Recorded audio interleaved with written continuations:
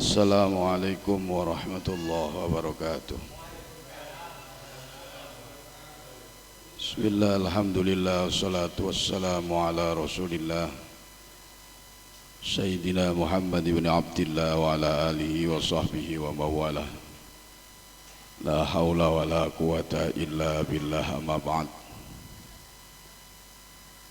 La hadrati nabina Muhammad sallallahu alaihi wasallam wa alaihi waswajihi wa dhurriyatihi wa libalik rahmani sahabati wa tabi'in wa tabi'ina bisan la yaumiddin, khususan ila Syekhina Kiai Imam Ghazali Mastuki wa Syekhina Kiai Hasin Asmuni wa Syekhina Abdul Hanan Masum Bari Kediri, Syekh Sam'ani Curakates wa Jawari bin Zawawi Al-Kinjani wa Syekh Hashim Ash'ari wa Syekh At-Tebirang wa Syekh Muhammad bin Abdullah Turmusi wa Syekh Abi Bakar Muhammad bin Muhammad Syato Al-Makki wa Syekh Ahmad Zaini Dahlan bin Zaini Dahlan wa Syekh Usman bin Hasan wa Syekh Muhammad bin Ali As-Shinwani wa Syekh Isa bin Ahmad Al-Barawi wa Syekh Ahmad At-Tafri, Syekh Salim bin Ahmad Abdullah Al-Basri wa Syekh Abdullah bin Salim Al-Basri wa Syekh Muhammad bin Alauddin Al-Babili, Syekh Salim bin Ahmad As-Sanuri wa Syekh An-Najmu Muhammad bin Ahmad Al-Ghaiti wa Syekhul Islam Zakaria bin Muhammad Al-Ansari wa Syekh Al-Hafidh Ahmad bin Ali bin Hajar Al-Asqalani wa Syekh Ibrahim bin Ahmad At-Tanuhi wa Syekh Abil Abbas Ahmad bin Nabi Talib Al-Hajjar wa Syekh Husain bin Mubarak Az-Zabidi Al-Hambali wa Syekh Abil Waqti Abdul Awwal bin Isa As-Sajisi wa Syekh Abil Husain bin Abdurrahman bin Mudaffar bin Dawud Ad-Dudi wa Syekh Abi Muhammad Abdullah bin Ahmad As-Sarkhasi wa Syekh Abi Abdillah Muhammad bin Yusuf Al-Firbari wa Syekh Al-Imam Abi Abdillah Muhammad bin Ismail Al-Bukhari bin Ibrahim bin Mughirah bin Bardisbah wa jami'i ruwatihim hatta Rasulillah SAW qaddasallahu asrarahum wa radiyallahu lana wa lahum fatakhallahu qulubana bibarakatihim lahumul fatihah. A'udzu billahi minasyaitonir rajim. Bismillahirrahmanirrahim. Alhamdulillahi rabbil alamin arrahmanir rahim maliki yaumiddin. Iyyaka na'budu wa iyyaka nasta'in ihdinas siratal mustaqim. Alhamdulillah, hadirin rahimakumullah, para jamaah, para bapak, para ibu. Dalu niki kita akan memulai kajian kitab Sahih Bukhari karya Al-Imam Abu Abdillah Muhammad bin Ismail Al-Bukhari. Kula rumiyin ngaji kitab niki 3 tahun hatam, terus baleni ngaji malih kepada guru kula Kiai Imam Ghazali Mastuki. Kiai Imam Ghazali Mastuki ngajine dateng Syekh Jawari Zawawi Kencong Jember. Syekh Jawari niki murid langsung saking Syekh Hashim Ash'ari, pendiri Jam'iyah Nahdlatul Ulama. Di kacae namung 3, Kiai Imam Ghazali, Kiai Sam'ani Curakates, Kiai Jauhari Zawawi Kencong, terus baru langsung datang Syekh Hashim Ash'ari.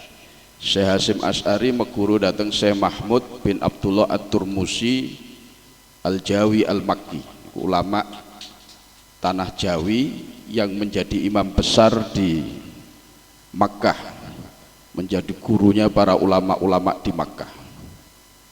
Terus munggah-munggah sanatnya sampai kepada pemilik kitab niki, pengarang kitab niki nggih menika Syekh Muhammad bin Ismail Al-Bukhari, pengarang kitab Bukhari niku sampai 26.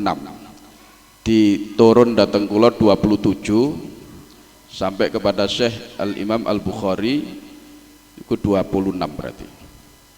Syekh Imam Bukhari munggaten Kanjeng Nabi Muhammad sallallahu alaihi wasallam niku sesuai kali sanad rawi-rawi yang ada di dalam kitab niki. Alhamdulillah, muga-muga kula sampeyan angsal barokah kitab niki, barokah Imam Bukhari, barokah guru-guru kula panjenengan sedaya ngantos dumugi Rasulullah sallallahu alaihi wasallam. Sedikit kula tak cerita hadirin sebelum kita memulai kajian kitab niki terkait dengan pengarang Imam Bukhari. Imam Bukhari niki ulama dari Uzbekistan. Ulama dari Uzbekistan ketika Islam itu sudah melebar, berkembang sampai ke Asia Tengah, sampai ke Uzbekistan, maka kemudian di sana lahir para ulama besar termasuk Imam Bukhari niki. Yang kitabnya Imam Bukhari niki, kitab Sahih Bukhari niki ada 4 jilid niki jilid pertama. Itu diakui oleh para ulama sebagai kitab paling sahih setelah Al-Qur'anul Karim. Di kitab Bukhari ini menurut para ulama adalah kitab paling sahih setelah Al-Qur'anul Karim. Dan ini menunjukkan Islam itu betul-betul rahmatan lil alamin, rahmat untuk alam semesta. Tidak sedikit ulama-ulama dari luar Arab, dari luar Arab yang menjadi ulama-ulama besar, ulama-ulama panutan kaum muslimin, termasuk ulama yang terkenal 4 madhab niku itu tidak semua dari Arab. Imam sinten Abu Hanifah, Imam Abu Hanifah itu berasal dari Irak, lahir di Kufah di Irak, wafat juga di Irak. Imam Maliki ini asli tiang Madinah, lahir di Madinah, wafat di Madinah. Imam Syafi'i ini orang Syam, orang Palestina, lahir di Gaza, wafat di Mesir. Terus Imam Ahmad bin Hambal atau Imam Hambali niku tiang Turkmenistan, daerah Asia Tengah juga, daerah Afghanistan, Uzbekistan. Beliau adalah orang Turkmenistan, lahir tembriko, wafat di Baghdad. Lah niki menunjukkan bahwa Islam itu benar-benar rahmat untuk alam semesta, sehingga tokoh-tokoh Islam sendiri yang menjadi rujukan dalam Islam itu tidak semua dari Arab. Nah, terkait kitab Bukhari ini luar biasa, niki memuat 7.275 hadis, 7.275 hadis. Dan uniknya Imam Bukhari, pengarang kitab niki, itu beliau sebelum menulis satu hadis di dalam kitab ini, beliau sholat terlebih dahulu 2 rakaat. Temriki enten 7.275 hadis. Setiap satu hadis Imam Bukhari niku mandi untuk sebagai bentuk memuliakan kepada hadis Rasulullah. Beliau mandi, setelah mandi kemudian menulis satu hadis, dimasukkan ke dalam kitab niki. Jadi kalau sampean saged ngitung hadisnya enek 7.000 lebih. Niku lek dikali 2, 14.000 lebih rakaat yang dilakukan oleh Imam Bukhari sebelum memasukkan hadis di dalam kitab niki. Lama kitab niki hadirin dikarang ada 16 tahun baru kemudian selesai pengarangan kitab Imam Bukhari ini. Imam Bukhari itu hafal 600.000 hadis di luar kepala. Di sengarang kitab niku hafal 600.000 hadis di luar kepala. Dari 600.000 hadis niku disaring betul oleh Imam Bukhari, disaring betul sampai betul-betul hadis itu kuat, hadis niku benar-benar sahih, baru dimasukkan ke dalam Sahih Bukhari. Bayangkan 600.000 menjadi cuma 7.275 hadis. Berapa hadis yang tidak beliau masukkan ke dalam Sahih Bukhari ini? Bukan karena hadis sahih itu hanya ada di Bukhari, tidak. Lebih dari 7.000 hadis sahih itu ada. Cuma karena kehati-hatian beliau hanya memasukkan 7.000 hadis saja di dalam kitab Sahih Bukhari ini. Makanya kitab Sahih Bukhari ini kedudukannya dari kitab-kitab yang lain sangat kuat sekali.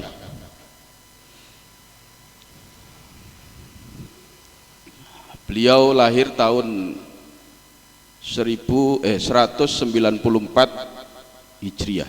Jadi masih napa namine termasuk ulama salaf. Ulama salaf itu ulama-ulama terdahulu yang menjadi panutan umat ini, itu terhitung 300 ke atas. 300 itu termasuk hitungan ulama salaf. Setelah itu terhitung sebagai ulama kholaf. Imam Bukhari ini masih tergolong ulama salaf karena beliau lahir tahun 194 Hijriah, wafatnya 256 Hijriah. Di pinten tahun? Tambah 62. Umur beliau 62.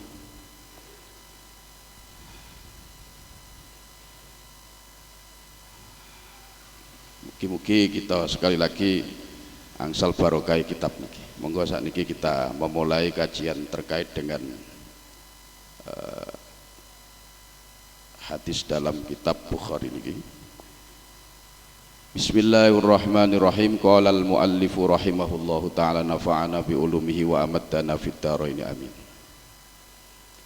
Qala asy-syaikhul imamul hafidz Asy-Syaikh al-Imam al-Hafidz Abu Abdillah Muhammad bin Ismail bin Ibrahim ibnil Mughirati al-Bukhari rahimahullahu ta'ala amin, berkata Syekh al-Imam al-Hafidz Abu Abdillah Muhammad bin Ismail bin Ibrahim bin Mughirah al-Bukhari rahimahullahu ta'ala, yakni pengarang kitab niki. Babun kaifakana bad'ul wahyi ila Rasulillah sallallahu alaihi wasallam. Bab pertama membahas tentang bagaimana wahyu pertama kali itu turun kepada Rasulullah sallallahu alaihi wasallam. Prosesnya bagaimana? Wa qaulillahi jalla dzikruhu inna auhayna ilaika kama auhayna ila nuhi wan nabiyyina min ba'di, dan juga membahas tentang firman Allah, inna auhayna ilaika, sungguhnya kami wahyukan kepadamu wahai Muhammad, kama auhayna, sebagaimana kami wahyukan ila nuhin, kepada Nabi Nuh, wan nabiyyina, dan para nabi mim ba'dihi, sesudahnya. Ini surat An-Nisa ayat 163. Ini bab yang akan bab pertama kali yang akan dibahas, yaitu proses bagaimana wahyu itu turun kepada Rasulullah sallallahu alaihi wasallam. Lalu juga membahas tentang firman Allah niki wau surat An-Nisa ayat 163. Tetapi Imam Bukhari sebelum membahas bab tersebut, beliau mendahulukan tentang hadis niat. Ini saking pentingnya hadis niki untuk kita semua, agar kula panjenengan ini bisa meluruskan niat kita dalam segala hal, terutama dalam kajian malam hari ini, karena dengan niat yang tulus itu ibadah kita akan diterima oleh Allah Subhanahu wa taala. Sebab didhawaken wonten setunggalipun maqalah kali al-Imam As-Samarqandi, ma fa'alahu lillah kubilah. Amal itu kalau dilakukan semata-mata karena Allah akan diterima di sisi Allah Subhanahu wa taala. Tapi kalau amal wa ma fa'alahu min ajlin nas ruddah, kalau amal itu dilakukan tujuannya, niatnya bukan karena Allah tapi karena manusia atau karena tendensi yang lain, maka tentu akan ditolak di sisi Allah Subhanahu wa taala. Itu sebabnya Imam Al-Bukhari juga mengingatkan kita semua, para pembaca kitab Bukhari utamanya, untuk meluruskan niat semata-mata karena Allah Subhanahu wa taala. Haddatsanal Khumaidi, Imam Bukhari mengatakan telah menceritakan hadis kepada kami Al-Imam Al-Khumaidi, Abdullah bin Zubair, yaitu Abdullah bin Zubair. Ini gurunya Imam Bukhari, Pak. Gurunya Imam Bukhari niki dalam hadis saja, dalam bab hadis itu ada 1080 orang guru ilmu hadis tok, belum guru-guru tafsir, fikih dan lain sebagainya. Guru hadis tok niku Imam Bukhari 1080 orang. Kalau sampean saged bayangaken. Jadi Imam Bukhari dulu itu rihlah ini mengembara mulai dari Bukhara. Bukhara itu di daerah Uzbekistan, tempat kelahiran beliau. Itu mengembara ke Irak, mengembara ke Iran, ke Khurasan untuk mencari ilmu agama. Terus lagi sampai ke Naisabur, sampai ke Hijaz, Makkah, Madinah.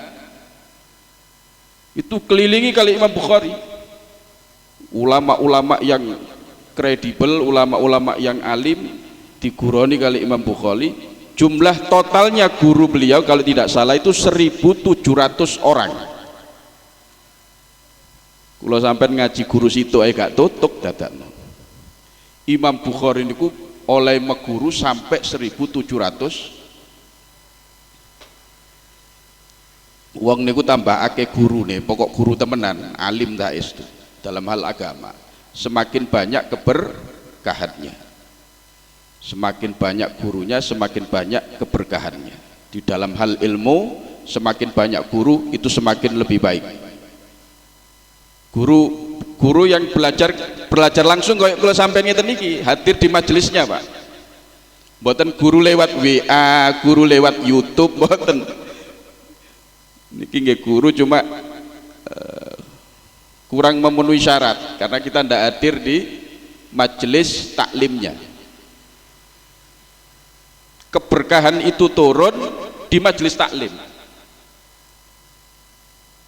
Ganjarane gede. Kalau sampai dugi tembriki, maksud tembriki niki mboten patek napa nggih? Mboten patek ngrungokno, mboten patek faham, pokok teko tok te majelis ilmu. Itu kata Rasulullah dalam satu hadis, lebih baik daripada 100 rakaat sholat sunnah, lebih baik daripada 1000 rakaat sholat sunnah. Melebur 70 majelis yang tidak ada manfaatnya. Sampai lungguh kali konco cangkruk nang warung, cerita ngalor ngidul ngetan ngulon sing boten enten manfaate. Kadang cerita si anu si fulan semacam-macam ceritanya. Itu kan namanya majelis-majelis yang tidak ada manfaatnya. Itu masuk dalam catatan amal baik napa amal buruk? Nggih tentu dalam buku catatan amal niku lek mboten amal baik, nggih entene amal buruk. Lah berhubung ini bukan amal baik, melebune nanggone itu dilebur, Pak. Niku dilebur dengan sekali hadir di majelis ilmu ngeten iki. 70 majelis yang tidak baik itu dihapus oleh Allah Subhanahu wa taala dengan duduk satu saat di majelis ilmu. Makanya nopo bedane kalau sampai ngaji lewat medsos kali ngaji dihadir di majelis ngeten niku bedane tebe. Mungkin pemahamannya sama meskipun sebetulnya tidak sama. Karena di medsos kalau sampai takon nggak iso. Kadang pendengaran guru kurang jelas, keterangannya kurang jelas. Kadang-kadang konteksnya juga tidak memahami. Kadang ustadznya menjelaskan niki tapi maksudnya sebetulnya ini, tapi karena kita melihatnya melewat medsos kita mboten saged paham. Tapi lek kula sampean hadir di majelis mriki, oh awalnya itu ceritanya seperti ini. Tadi itu Pak Ustadz membahas masalah ini. Jadi lek Pak Ustadz memutuskan seperti ini berarti maksudnya seperti ini. Saged paham lek kula sampean hadir di majelis ilmu dan tidak sampai salah paham. Itu dari sisi pemahaman, Pak. Di majelis ilmu ini turun para malaikat-malaikat Allah ya, yang mengelilingi kita, mendoakan kita sampai majelis niki selesai. Di kula sampean metu teko majelis niki dosa-dosa kula sampean pun resik, Pak. Mergo dijalukno sepuro malaikat-malaikat yang hadir di majelis. Bisa ratusan, bisa ribuan yang datang di majelis niki. Karena di dalam hadis itu diterangkan Allah itu memiliki para malaikat yang tugasnya mencari majelis dzikir dan majelis ilmu. Ketika mereka sudah menjumpai majelis dzikir, majelis ilmu, mereka memanggil teman-temannya, ayo teko rene kabeh, ngrungokno kabeh iki lho sing ditugasno Allah Subhanahu wa taala untuk kita cari. Duduk mereka di majelis itu. Mereka terus bertasbih, memintakan ampunan datang kula panjenengan yang hadir di majelis itu. Rahmat Allah diturunkan. Kada wong hadir nang majelis ilmu niki ayem hawane, Pak. Hawane ayem. Saking ayeme utang-utang lali kabeh misal. Non? Sakinah Allah diturunkan, rahmat Allah diturunkan. Luar biasa. Ten medsos mboten saged kula sampean entuk keberkahan sing kaya ngeten iki. Kula sampean lek ngeten iki kan ngrungokno pengajian karo ngeleset kan gak pantas tau. Jadi betul-betul menjaga etika sehingga ilmu sing diperoleh nggih berkah saestu. Beda kali ngrungokno ilmu lewat medsos. Kula sampean kali ngeleset, kali malang kerik kadang gak kelamben. Ngrungokno pengajian gak kelamben. Jadi ilmune ya kurang barokah. Lah niki Imam Bukhari niki pernah berguru kepada 1.700 guru dan semuanya itu hadir karena dulu tidak ada medsos. Imam Bukhari betul-betul hadir di majelisnya para gurunya. Termasuk Al-Imam Al-Humaidi niki adalah teman dan juga muridnya Imam Syafi'i. Di gurune Imam Bukhari Al-Humaidi di sini itu teman dengan Imam Syafi'i, sama-sama berguru ke Syekh Sufyan bin Uyainah. Juga Imam Humaidi ini mengambil ilmu langsung daripada Imam Syafi'i. Makanya lah enek wong komentar kita tidak perlu mengikuti mazhabnya para ulama seperti Syafi'i, Hanafi, Hambali. Awak dewe melok langsung ae kepada ulama ahli hadis yaitu Imam Bukhari, Imam Muslim.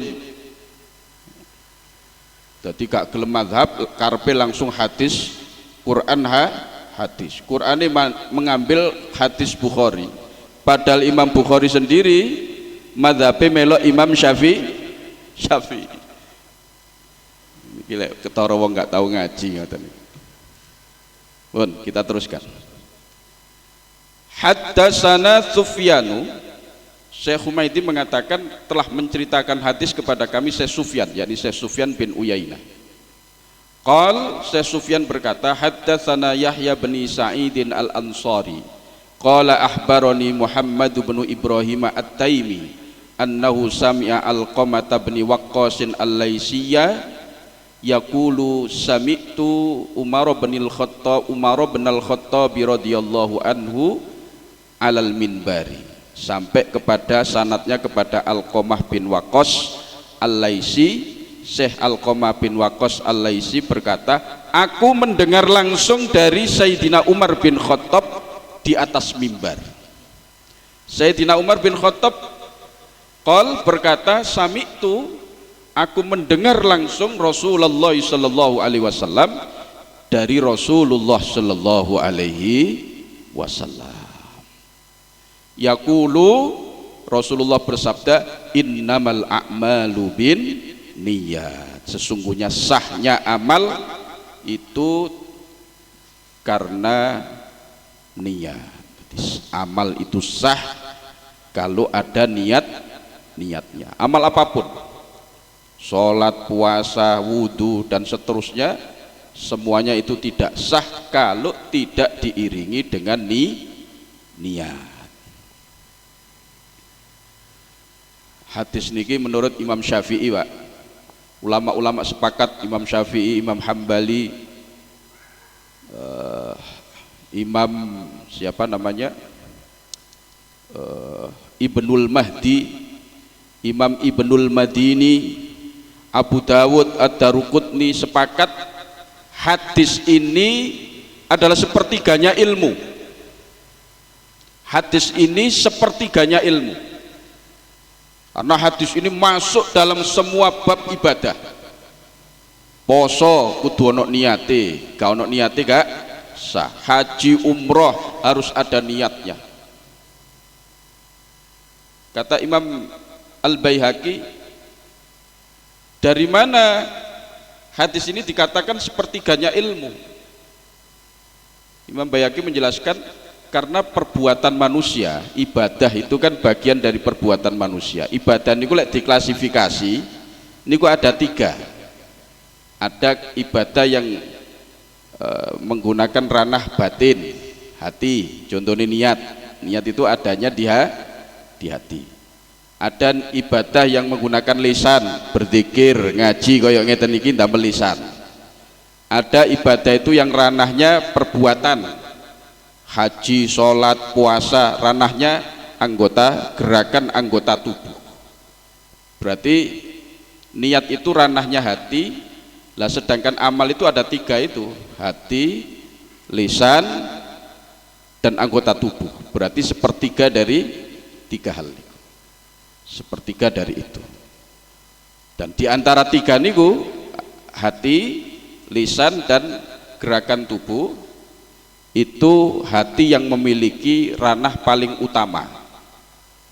Makanya niat tok itu sudah bisa menjadi ibadah.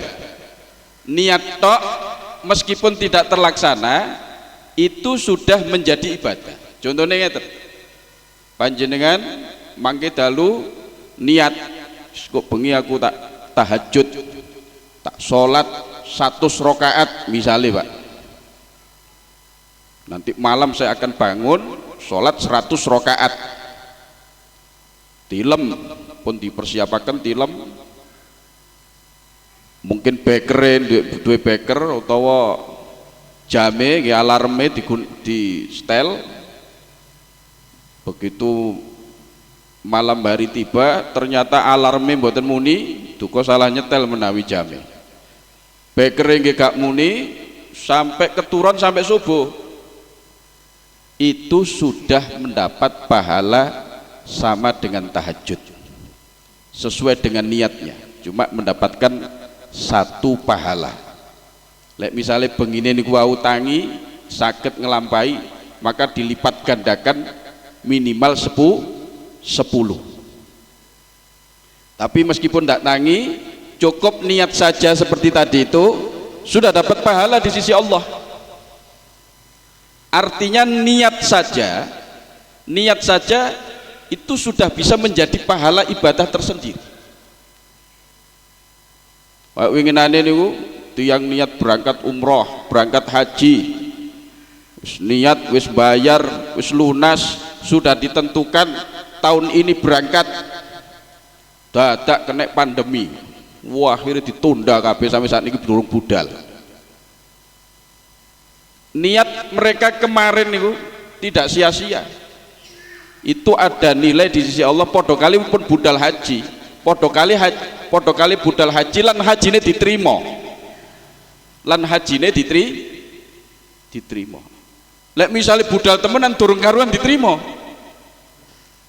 lek memenuhi syarat rukun baru diterima kali Allah, syarat rukun ikhlas baru diterima kali Allah. Tapi berhubung wingi niku mboten sida, tapi niate wis temen krana Allah, diterima padha kali haji yang dan diterima oleh Allah Subhanahu wa taala. Cuma nggih ketone nggih, mangkane niku kudu diperangi saestu. Kadung slametan, no? Belai sapi gak sida. Nah, niku harus diperangi, niku harus diredam telu oleh rasane kudu ngersula temenan. Nah, tapi lek dieling-eling hadis niki Pak, Masya Allah, niat baik itu tidak sia-sia di sisi Allah Subhanahu. Berbeda dengan ranah ucapan dan lisan. Ranah ucapan dan lisan itu kalau tidak didukung niat, mboten menjadi ibadah. Sholat mboten niat, pakai gerakan, pakai ucapan, tapi tidak niat, tidak sah. Poso mboten niat, mboten sah. Makanya niat itu dalam hadis dikatakan niatul mukmin khairum min amali. Niatnya orang mukmin itu lebih baik daripada amalnya. Niat karena niat saja itu sudah bisa menjadi ibadah. Berbeda dengan amal tanpa niat tidak menjadi ibadah. Kalau terus akan hadis. Wa innama likulli imri'in manawa, dan sesungguhnya lan angin pestine iku keduwe wong suwiji ma utawi barang nawa kang niat sapa imri'in. Bagi seseorang itu apa yang dia niatkan. Makanya jika seseorang dalam melakukan sesuatu, terutama amal ibadah itu kalau ikhlas niku napa sih hadir? Ikhlas itu ifradu napa namine? Terus Al-Imam Al-Qushairi ifradul haqqi subhanahu wa ta'ala fit ta'ati bil qasdi, yaitu memurnikan tujuan dalam ibadah semata-mata karena Allah. Memurnikan tujuan dalam ibadah semata-mata karena Allah. Memurnikan ibadah, memurnikan tujuan dalam beribadah niki ikhlas niku ada 3 macam Pak, ada 3 peringkat. Podo-podo ikhlasi tapi kelasnya beda. Kula sampean sing paling top dewe ikhlas niku niat semata-mata mencari ridho Allah, semata-mata memenuhi perintah Allah, titik, ndak ada embel-embelnya. Lapo ngaji ya ndolek ridhani Allah, diperintah Gusti Allah, mensyukuri nikmat Allah, titik. Niku paling tinggi kelasnya di sisi Allah Subhanahu wa taala. Rodok mudun didik ibadah semata-mata karena Allah, ya. Tapi dia berharap surga dan neraka, jauh dari neraka. Dia enten embel-embele, cuma embel-embele ini perkara akhirat. Ibadah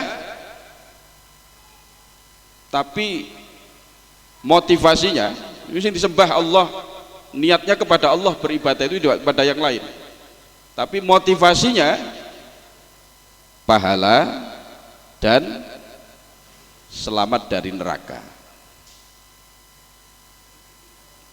Niki kelas 2 Pak, di bawah yang pertama tadi. Kalau yang pertama tadi itu beribadah sing diharap-harap mboten enten malih, bukan urusan akhirat apalagi urusan dunia, yang diharapkan hanya satu, yaitu keridhaan Allah Subhanahu wa taala. Rodok ngisor malih ibadah yang disembah Allah,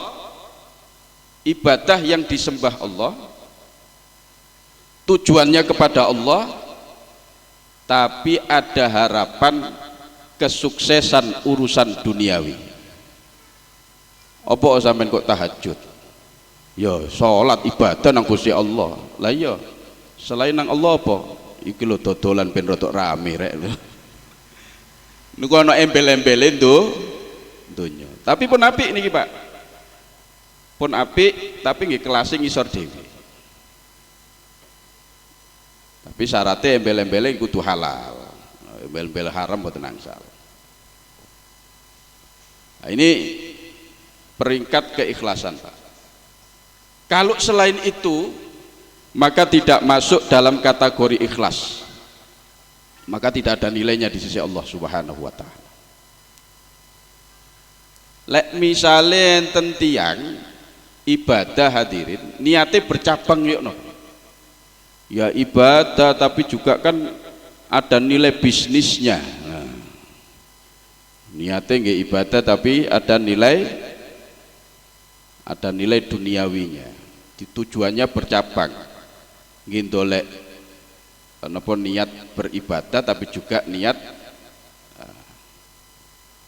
kata ngoten niku nggih. Budal umroh nggawa rokok akeh. Didol nang ngarep kono ben payu. Rokok to mrikon larang. Jadi teko omah niku wis niate niku ya loro. Ya umroh ya dodo. Ini ngeten iki ya napa ngeten? Menurut Al Imam Al Ghazali ini ditimbang nanti. Kalau niat ibadahnya lebih kuat, lebih besar, volumenya lebih besar. Niat ibadahnya 70%, niat dodolane niku wau 30%. Cek untuk ganjaran, cek ono badine jan, cek susuk 40%.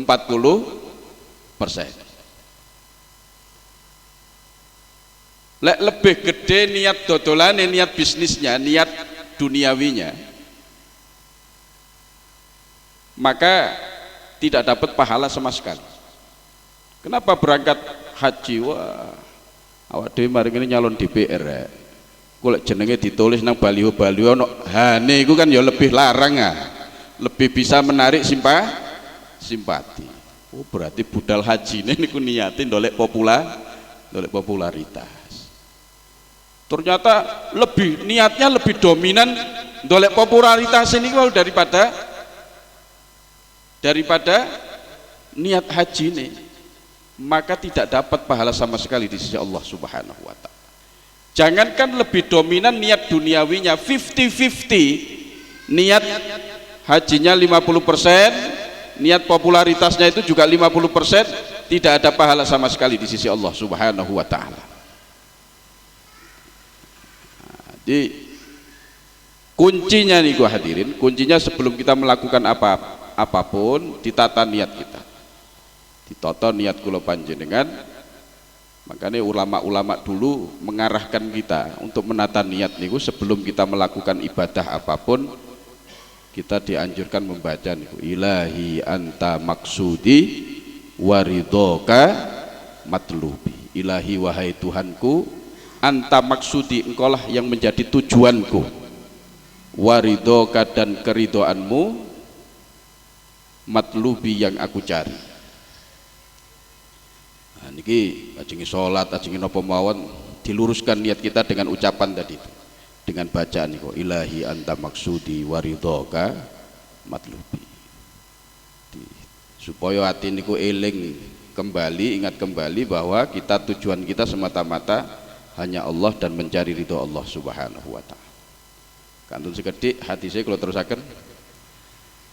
Faman kanat hijratuhu ilad dunya yusibuha, barang siapa yang hijrahnya semata-mata ingin mencari dunia, au ilam ra'atin yang kihuha, atau ingin mencari seorang wanita yang dia nikahi, fa hijratuhu ila ma hajara ilai, maka hijrahnya itu terhadap apa yang dia niatkan dari hijrah tersebut. Artinya kembali lagi seseorang itu dalam melakukan apapun dikembalikan terhadap tujuannya atau niatnya. Kalau semata-mata niatnya karena Allah, maka dia mendapatkan apa yang dijanjikan Allah Subhanahu wa taala berupa pahala, surga, keridhaan.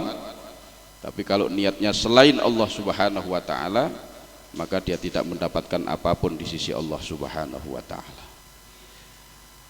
Niki hadirin, muga-muga satu hadis ini manfaat barokah kangge kula panjenengan sedaya. Amin ya rabbal alamin. Monggo kalau ada yang perlu ditanyakan, waktunya memang kula penenten tanya jawab. Saged nggih kula jawab sakniki, mboten saged nggih pertemuan yang akan datang. Monggo kula aturaken.